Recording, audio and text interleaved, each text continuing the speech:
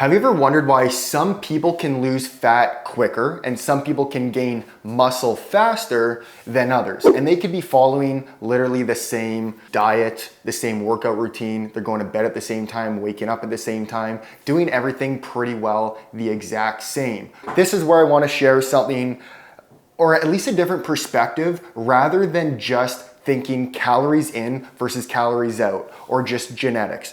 We have to look at this from a full body perspective, and we have to address the system that is connecting the entire body head to toe. I'm not a doctor, I'm not a physio, I'm not a nutritionist, but I have been working with my aunt, Deanna Hansen, who's the founder of Block Therapy, building this company with her for 10 years, and we've worked with tens of thousands of people around the world. We focus more on chronic pain, scoliosis, to really help people improve their lives. But by doing this fascia release technique, they've actually noticed that they're losing weight without changing their diet or their workout routine. With Block Therapy, we address a specific system in the body, which is our fascia system. If the fascia literally connects every system, structure, cell, muscle fiber in the body together, then if our fascia is extremely tight, if we don't treat our fascia correctly, then that is gonna manipulate and block blood and oxygen flow and all flow to and from the cell. So there's a very interesting study done in 2014 in Australia from the Medical News,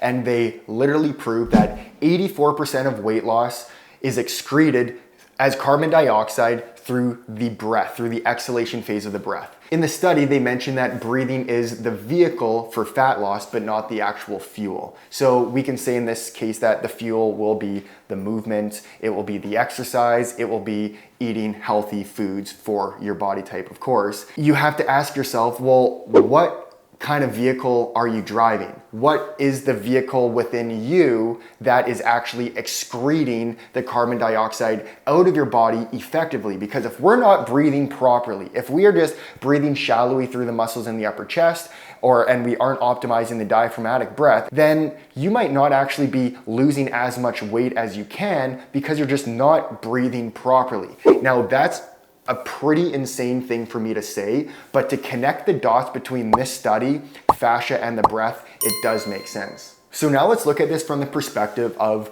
building muscle. What happens if you are constantly applying force to the body? And it's not just the muscles that get tight, it's your connective tissue that gets tight. Think of just muscles laid out in their fibers, how they're supposed to be laid out. Now, if we have fascia manipulation that's starting to strangle the muscle, it's preventing the muscle from actually growing. That's because the fascia has become so dense and tight that it's physically blocking the muscle from getting bigger. We actually have to think of this from the perspective of fascia and fascia release in order to actually grow your muscles. First of all, to build muscle, we need to what? We need to tear the muscle cells so that it can actually rebuild to become bigger and stronger. Now, if you're doing this over and over and over, and you're becoming a lot more dense, that's gonna start to actually block blood and oxygen flow to the muscle cells and the muscle fibers. That's where I'm gonna compare person A and person B. If this person is working out but they're extremely dense, and this person's working out but they're just not as dense, maybe they're implementing a fascia release technique,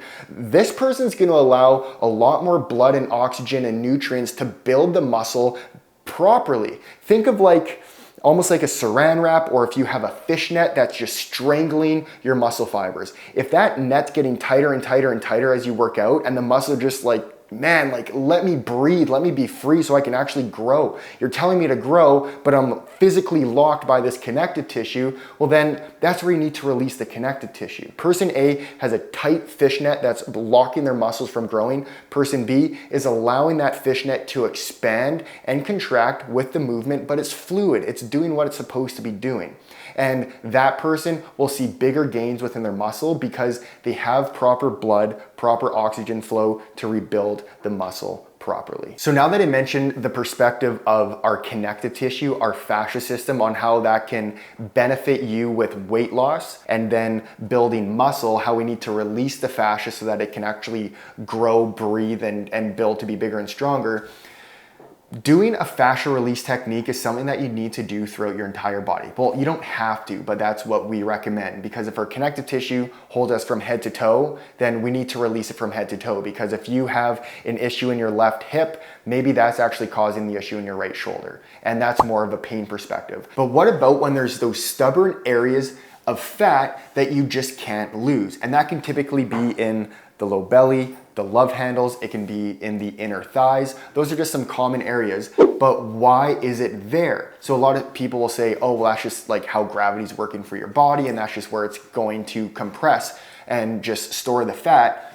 Sure, maybe to an extent, but also what about the idea of our connective tissue is becoming so compressed, it's causing a ballooning there. Now, I'm not saying we're spot targeting fat loss, but what I am saying what we can do is more so spot target where we want to perform fascia decompression techniques. Because if that is something that's blocking the flow to certain areas in the body, then that's something we want to open up the gates of flow so we can actually allow the body to do what it's doing. For example, if you have a belly pouch, or if you have love handles, or the adductors are thick, then maybe that's because there's somewhere else in the fascia that's causing the compression and then ballooning in those areas. Once it releases, then the fat cells can start to go into their proper positioning. They can start to burn that fuel through movement, and then using our breath to exhale that carbon dioxide out. And for many of us, where we see and feel that excess weight, a lot of the time it can be displaced fascia, which is, again, the connective tissue. It gets displaced because our connective tissue moves, morphs, and adapts to how we position ourselves throughout the day. So if we are sitting with poor posture all day, it's like a dowager's hump. Why do we have that big hump on our upper back when we just have poor posture? It's not just fat that just decided to crawl up there, it's the connective tissue that is migrated due to our posture. So that's why a fascia decompression technique is what will start regulating the body systems, bringing the body into that proper, correct alignment so that it can just function properly.